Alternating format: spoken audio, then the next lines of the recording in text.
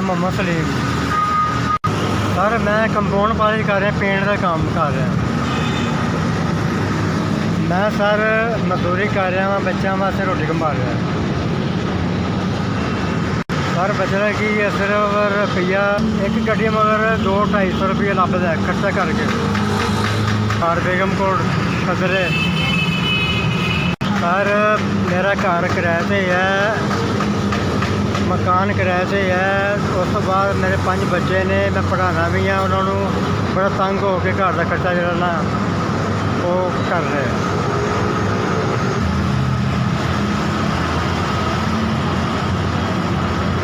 ਗੱਲ ਜੇ ਇਸ ਜ਼ਿੰਦਗੀ ਦੇ ਨਾਲੋਂ ਨਾ ਜ਼ਿੰਦਗੀ ਨਾਲੋਂ ਮੌਤ ਮਿਲ ਜਾਵੇ ਉਹ ਬਿਹਤਰ ਹੈ। ਬੜੇ ਮੁਸ਼ਕਿਲ ਵਕਤ ਗੁਜ਼ਾਰਨੇ ਪਏ ਆ, ਇਸ ਟਾਈਮ ਹਾਲਾਤ ਨਹੀਂ ਹੈ।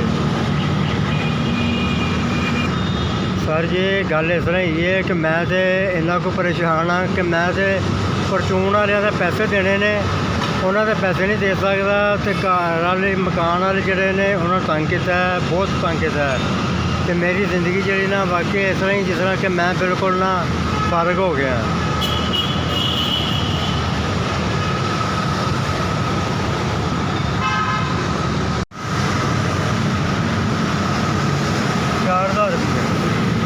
ਮੈਂ ਕਹਿੰਦਾ ਜੀ ਮੈਂ ਤਾਂ ਬੜੀ ਦਿਲੋਂ ਹੋ ਕੇ ਇਨਸ਼ਾਅੱਲਾ ਤਾਲਾ ਅੱਲਾਹ ਤਾਲਾ ਤੁਹਾਨੂੰ ਹੋ ਗਿਆ।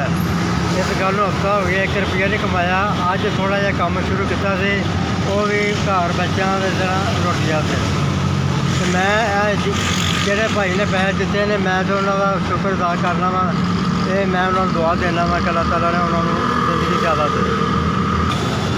ਸਰ ਜਿੰਨੇ ਵੀ ਪੈਸੇ ਭੇਜੇ ਨੇ ਉਹਨਾਂ ਨੂੰ ਅੱਲਾਹ ਤਾਲਾ ਤੰਦਰੁਸਤੀ ਦੇਵੇ, ਜ਼ਿੰਦਗੀ ਜ਼ਿਆਦਾ ਦੇਵੇ, ਉਹਨਾਂ ਦਾ ਸ਼ੁਕਰ ਅਦਾ ਕਰਨਾ ਮੈਂ।